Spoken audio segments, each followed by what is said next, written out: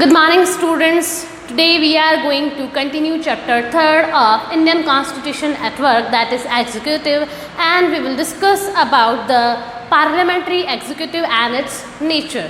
Students, in last video we have discussed about 2 or 3 characteristics of parliamentary form of executive, and today we will continue that topics. In previous video we have discussed about the insecurity of tenure, and I have explained you that at any time our parliament can propose a motion of confidence.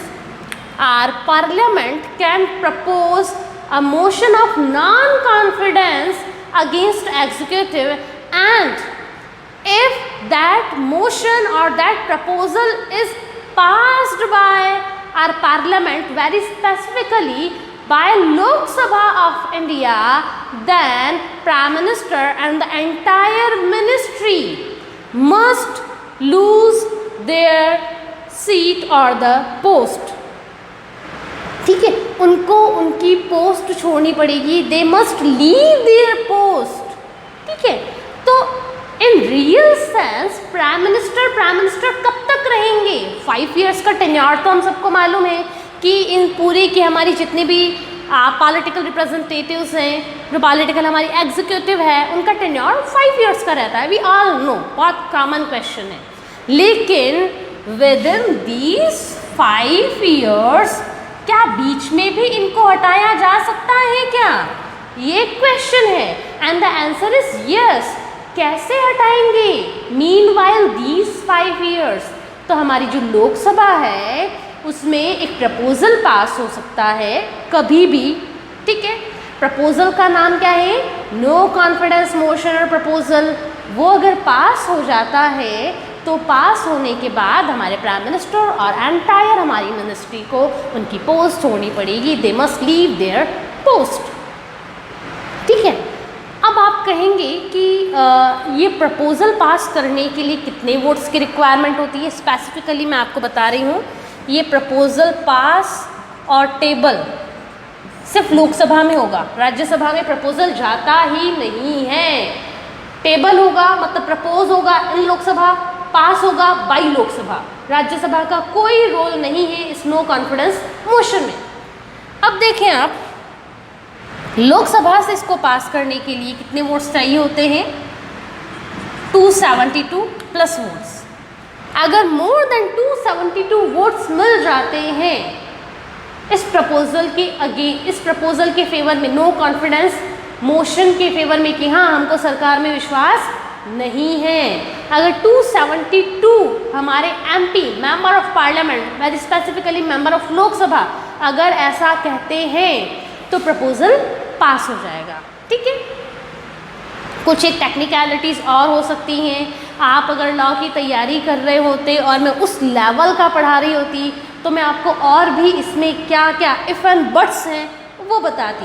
Since you are reading in 11th standard, तो आपके लिए ये sufficient जानना है कि no confidence motion Lok Sabha में रखा जाता है, पास भी लोकसभा से होता है, राज्यसभा का कोई रोल नहीं है. अब आप इस चीज़ में देखें, जैसे मैंने कहा इनसिक्योरिटी ऑफ टेन्योर, तो आप देख रहे हैं ना कि प्राइम मिनिस्टर कब तक प्राइम मिनिस्टर रहेंगे ये तय नहीं है. 5 इयर्स मीनवाइल भी कभी भी मूड में आ गई लोकसभा, उसको लगा कि नहीं मज़ा नहीं है, तुरंत चाहे तो वो विद इन 10 डेज भी प्रपोजल ला सकती है. एक शॉर्ट स्टोरी मैं आपको सुनाना चाहूँगी. इंटरेस्टिंग स्टोरी है, आपके काम की है, कंपटीशन एग्जाम में कई बार पूछी जाती है, तो डोंट थिंक कि आपका टाइम वेस्ट होगा स्टोरी सुन के. एक्चुअली स्टूडेंट्स, हुआ ये था ना कि 1990s का जो एरा था, दैट टाइम अटल बिहारी वाजपेयी जो थे उन्होंने इलेक्शन कंटेस्ट किया 1996 के टाइम पर. ठीक है, अटल बिहारी वाजपेयी ने इलेक्शन कंटेस्ट किया पार्लियामेंट के लिए, एमपी के लिए. एमपी बन गए, जीत गए. उनको बनना था प्राइम मिनिस्टर बनना था. तो जो हमारे प्रेसिडेंट हैं वो क्या एक इनविटेशन भेजते हैं कि किसको प्राइम मिनिस्टर, वो सबसे बड़ी जो लार्जेस्ट पार्टी होती है या फिर अपने हिसाब से वो देखते हैं. इसमें भी ट्रिक्स हैं बहुत ज़्यादा, वो मैं उसको आपको नहीं बताऊंगी. लेकिन हाँ, प्रेसिडेंट इनवाइट करता है प्राइम मिनिस्टरशिप के लिए. अटल बिहारी वाजपेयी ने क्लेम किया मैं प्राइम मिनिस्टर बन सकता हूँ. तो प्रेसिडेंट ने कहा कि अच्छा आप प्राइम मिनिस्टर बन सकते हैं, तो बताएं कि आपके पास कितने लोगों का कॉन्फिडेंस सपोर्ट है। तो अटल बिहारी वाजपेयी ने कहा कि I have support more than 272 but I need some time to prove that confidence. मुझे थोड़ा समय चाहिए, थोड़ा टाइम चाहिए उस सपोर्ट को आपके सामने रखने के लिए। बाकी मेरे पास 272 वोट्स हैं जो मेरे सपोर्ट करते हैं, ऐसे एमपीज़ हैं लोकसभा के जो मेरा सपोर्ट करते हैं। तो ठीक है, प्रेसिडेंट ने पूछा आपको कितना टाइम चाहिए। अटल बिहारी वाजपेयी को मैक्सिमम 13 डेज़ मिले थे इन 1996। How many days? Only 13 days. President ने कहा ठीक है आप ओथ ले लो, आप प्राइम मिनिस्टर बन जाओ, but I am giving you just 13 days. Within 13 days you have to prove confidence. Confidence का मतलब सपोर्ट, प्रूव करना होगा कि हाँ मेरे पास इतने 272 लोगों का कॉन्फिडेंस है, एमपीज़ का कॉन्फिडेंस है। अटल बिहारी वाजपेयी ने बहुत एफर्ट्स किए, बहुत ट्राई किया कि मैं कैसे भी करके ये सपोर्ट गेन करूं। इवेंचुअली 13th डे जो था, दैट डे अटल बिहारी वाजपेयी के पास, दैट टाइम अटल बिहारी वाजपेयी के पास इतने लोगों का सपोर्ट नहीं आ पाया था। और जो अपोजिशन पार्टीज़ थी, अटल बिहारी वाजपेयी क्या कर रहे थे, वो तो कॉन्फिडेंस गेन करने की कोशिश कर रहे थे, ठीक है। और जो अपोजिशन पार्टीज़ थी ना, वो लोकसभा में अटल बिहारी वाजपेयी के अगेंस्ट नॉन कॉन्फिडेंस लाने वाली थी कि हमको इसमें विश्वास नहीं है, इनको हटाओ, ठीक है। Atal Bihari confidence, opposition NC non confidence propose करने वाले थे।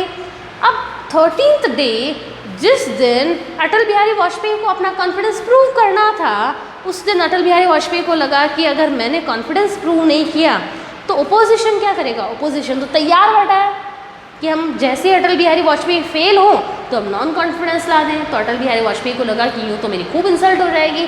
13th डे अटल बिहारी वाजपेयी लोकसभा गए। लोकसभा में एक बहुत ज़्यादा इमोशनल और सेंटिमेंटल उन्होंने एक स्पीच दिया, और फेमस स्पीच रहा उनका। और उस स्पीच में उन्होंने कहा कि एक इनस्टेबल गवर्नमेंट बनाने से बेहतर है एक कोएलिशन गवर्नमेंट। मुझे लगता है, मैं एक्सपेक्ट करती हूँ कि आपने 10th क्लास तक की कुछ एक वर्ड सुने होंगे, कोएलिशन गवर्नमेंट।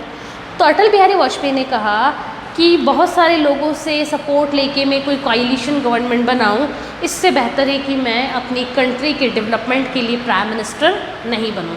ऐसे करके अटल बिहारी वाजपेयी ने कॉन्फिडेंस प्रपोजल नहीं रखा था और उन्होंने रिज़ाइन कर दिया। अब अटल बिहारी वाजपेयी प्राइम मिनिस्टर नहीं रहे थे, ठीक है। अगर अटल बिहारी वाजपेयी ये सब नहीं करते ना, तो क्या होता कि just after Atal Bihari speech opposition जो है नॉन कॉन्फिडेंस मोशन रख देता इन लोकसभा, और ये नॉन कॉन्फिडेंस मोशन अगर पास हो जाता तो अटल बिहारी वाजपेयी वैसे ही हट जाते। लेकिन उन्होंने बड़ी ही कनिंगली काम किया और इमोशनल स्पीच दे के खुद अच्छे लीडर भी बन गए। तो स्टूडेंट्स, इनसिक्योरिटी रहती है। अटल बिहारी वाजपेयी कितने दिन में हट गए? 13 दिनों में। मैं बताना ये चाह रही हूँ, इनसिक्योरिटी इतनी ज़्यादा रहती है कि आप 13 डेज़ के अंडर आप डिसीट हो सकते हो, प्राइम मिनिस्टर नहीं रहेंगे 13 दिन के बाद ही। 5 साल के टेन्योर की बात होती है, 13 दिन का भी यहाँ पे भरोसा नहीं है। Check and balance. Check and balance का मतलब क्या होगा स्टूडेंट्स? पिक्टोरियली मैं एक्सप्लेन करने की कोशिश करूंगी आपको ये चेक एंड बैलेंस का कंसेप्ट। देखो स्टूडेंट्स, ये हमारी parliament, this is executive and this is judiciary, ठीक है। Parliament, executive, judiciary. पार्लियामेंट को बहुत सारी कंट्रीज़ में लेजिस्लेचर के फॉर्म में भी जानते हैं, हमारी कंट्री में इसको पार्लियामेंट कहते हैं। क्यों कहते हैं मैं आपको प्रीवियस लेक्चर्स में बता चुकी हूँ। अब ये तीनों जो है ना, ये तीनों एक दूसरे को बैलेंस करते रहते हैं। बैलेंस कैसे करते रहते हैं? देखो स्टूडेंट्स, पार्लियामेंट जो है वो एग्जीक्यूटिव और जुडिशरी दोनों को कंट्रोल करती है, ठीक है। पार्लियामेंट एग्जीक्यूटिव और जुडिशरी को भी कंट्रोल करती है। कैसे करती हैं वो हम बाद में जानेंगे, लेकिन सिर्फ इतना सी समझें आप। ब्रीफली अगर बताऊं कि पार्लियामेंट इनको कैसे कंट्रोल करती हैं, तो देखो एग्जीक्यूटिव का टेन्योर किसके ऊपर डिपेंडेंट है? पार्लियामेंट के ऊपर। पार्लियामेंट जब चाहे नामो निशान मिटा दे, ठीक है। जुडिशरी, अगर हमारे जजेस ठीक से काम नहीं कर रहे हैं तो उनके अगेंस्ट उनको डीसीट करने का प्रपोजल कहाँ टेबल होता है? जजेस को डीसीट करने का जो प्रपोजल है वो भी only and only in parliament table होता है। पार्लियामेंट के अलावा कहीं टेबल नहीं हो सकता। तो पार्लियामेंट दोनों को चेक कर रही है। चेक करना मतलब दोनों को कंट्रोल कर रही है कि भाई साहब रुको, अगर आप सुप्रीम होने की कोशिश करते हो, बड़ा होने की कोशिश करते हो और रेस्ट ऑफ ऑर्गन से अगर आगे निकलने की कोशिश करती हो तो हम आपको गिराने की ताकत रखते हैं। लेकिन ऐसा नहीं है कि पार्लियामेंट अपने आप में बहुत सुप्रीम हो गई कि पार्लियामेंट दोनों को कंट्रोल कर रही है मतलब पार्लियामेंट सुप्रीम है, ऐसा ही नहीं है। अब एग्जीक्यूटिव जो है ना, एग्जीक्यूटिव और जुडिशरी दोनों पार्लियामेंट को कंट्रोल करती हैं। कैसे कंट्रोल करती हैं ये सुने आप। पार्लियामेंट जो है इसके जो भी मेंबर्स हैं हमारे एमपीज, ठीक है, टुडे 543। एग्जीक्यूटिव अगर चाहे तो एग्जीक्यूटिव के एक हेड कौन है?